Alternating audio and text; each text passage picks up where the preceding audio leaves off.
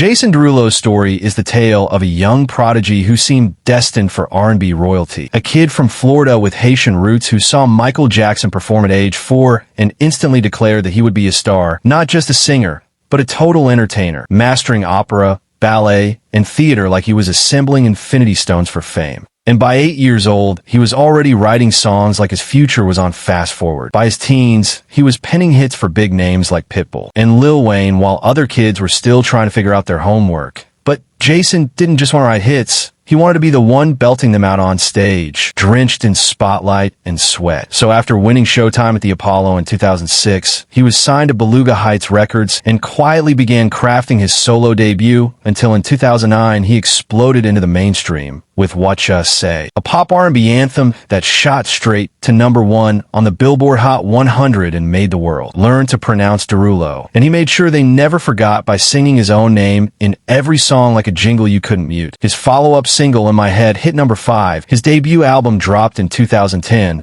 went platinum, and suddenly Jason was opening for Lady Gaga, getting props from Simon Cowell, and spinning in midair shirtless like he was trying to moonwalk into R&B royalty. But gravity doesn't play favorites, and critics began side-eyeing the glossy perfection, calling his music hollow, drenched in auto-tune, lacking soul. Even as his second album, Future History, went gold, because though the machine was still pushing him forward, the public's emotional connection was fading, and though his singles charted, they didn't linger in people's minds. Jason refused to slow down because his whole identity was built around being unstoppable, so he doubled down, rehearsing harder than ever. Until during prep for his biggest tour, in 2012, he attempted 50 consecutive backflips like he was auditioning for the Avengers and snapped a vertebra in his neck, a near-paralyzing injury that forced him into a brace, canceled his tour, and put his rising career on pause at the very moment he was preparing to prove his staying power. But when he returned with TV gigs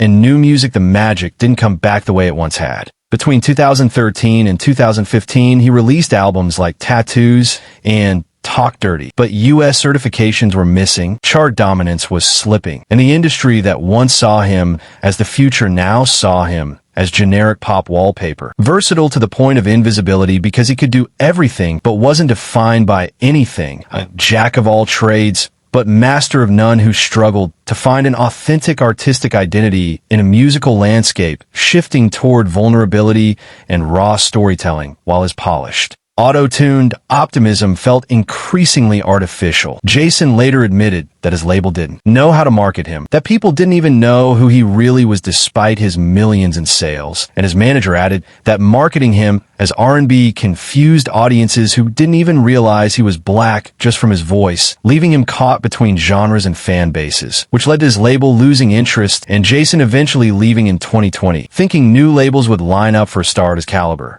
But they didn't, and the same artist once hailed as the future of pop was now floating in limbo with no industry lane carved out for him. His squeaky clean, nice guy image also began to crack when in 2022, he was involved in a physical altercation in Las Vegas after allegedly being called Usher, reacting with violence that shocked fans and contradicted his brand. And the following year, he was sued by his longtime manager, Frank Harris, for $1 million in unpaid commissions after 23 years of partnership. Another public blemish that suggested Jason was struggling behind the scenes. But the real turning point in public perception came when singer Imaza Gibson, signed to Jason's label, accused him in 2023 of harassment, unwanted advances, coercion, and bizarre behavior, including pressuring her to drink, making sexual demands in exchange for career advancement, and even allegedly trying to involve her in a goat-related ritual that had people everywhere saying, "What in the Illuminati is going on here?" Which Jason denied. And though the lawsuit was dismissed on a technicality, the allegations planted seeds of doubt about his character, further dimming his image and validating critics who found his persona corny,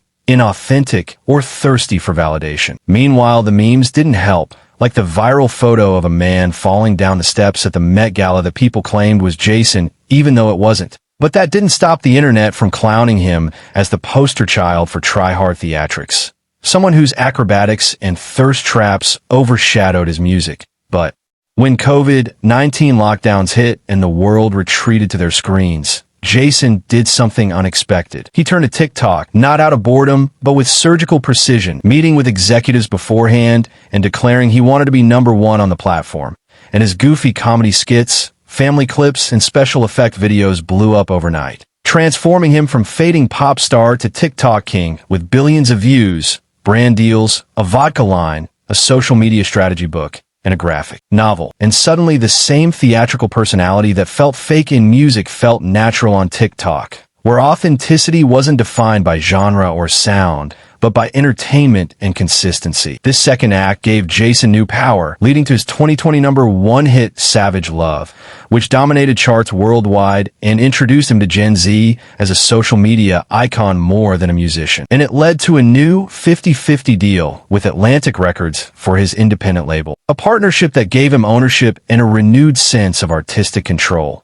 And though his 2024 album, New King, only peaked at number 82 on the Billboard 200, it was certified gold, proving that he still had global reach even if his U.S. dominance had waned. Yet Jason's story remains complex, defined by incredible talent, relentless drive, and a refusal to fit into the industry's boxes, which both fueled his rise and contributed to his downfall, as his versatility made him adaptable, but left him without a signature identity in a world that rewards boxes and archetypes. Thanks for watching, and subscribe for more untold story from the music world.